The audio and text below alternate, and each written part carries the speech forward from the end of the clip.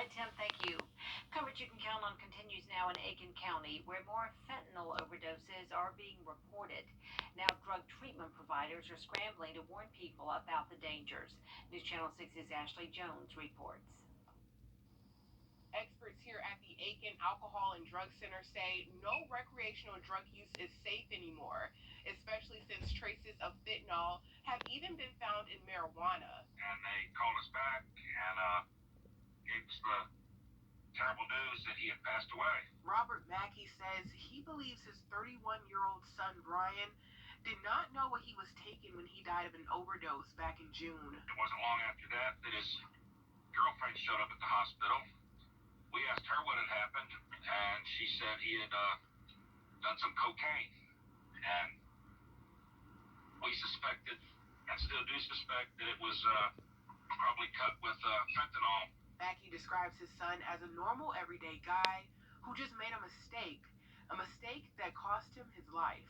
According to her, it was almost instant after he snorted this cocaine that he fell out, started turning blue. Brian's story is not unique in Aiken County. According to a coroner's report, fentanyl was found in the systems of more than 80% of fatal drug overdose victims since January 1st. Margaret Key is the executive director for the Aiken Center. She says the fentanyl crisis impacts everybody. Perhaps certain demographics, an opioid overdose might have come to be because it started with a surgery.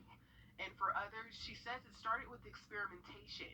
Key says just this past month, there were an estimated 63 suspected overdoses, 2 of them fatal. Those numbers come from a national overdose mapping system used by the Aiken Center. It's not even the total picture. It doesn't include hospital data. It doesn't include in-home use where someone was revived by Narcan. It's mostly EMS, EMTs, first responders that are part of this OD mapping to try to get us really real-time information about where overdoses are happening. Key says fentanyl has even been found in marijuana in this part of South Carolina. Aiken Center counselors say the emergency treatment Narcan has saved a lot of lives when it comes to overdosing. Now the center is continuing to raise awareness of the dangers of fentanyl and the importance of having Narcan on hand. It's through the Savannah River Rock, a community recovery center that's coming to North Augusta. You can find details on that on our website at Wjbf.com. In Aiken County, I'm Ashley Jones, Wjbf, News Channel 6. If you want to become a firefighter or paramedic, now is the time to apply. There is a shortage of workers right now.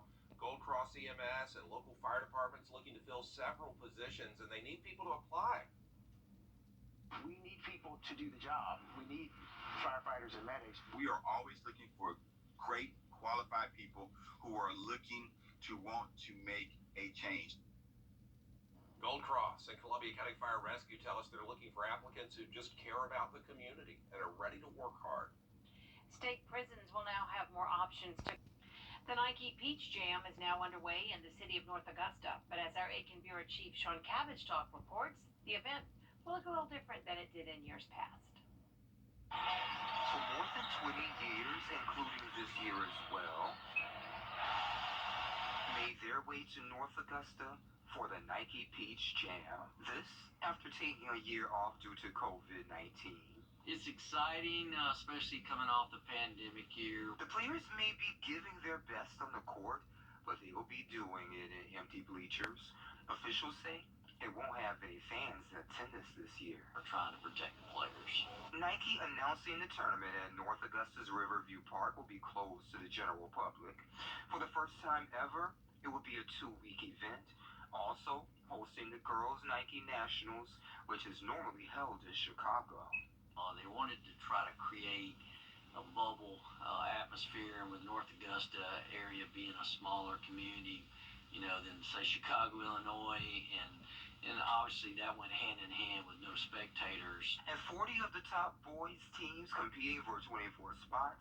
The economic impact, a big one for the city. There's not only are all the hotels booked, there's people renting homes, and that's part of the economic impact that we're seeing. People in restaurants, people in hotels.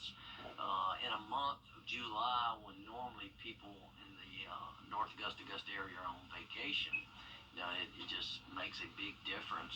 Having it in South Carolina's riverfront city, mayor says, is just more convenient, and he's glad to have it back. I think what we offer is that it's the most important event going on in the community, whereas sometimes in a larger city, you know, they're just another event, and you have a small town atmosphere. In the North Augusta and the Augusta area, all the gyms are close by, makes it convenient for all the college coaches not to have to travel so much. In North Augusta, I'm Aiken Bureau Chief Sean Cabbage-Stock, WJBF News Channel 6. South Carolina lawmakers exploring change. Officials say they're still working out how much taxes would increase if voters approve the bonds. The trial of suspended Georgia Insurance Commissioner Jim Beck continued today.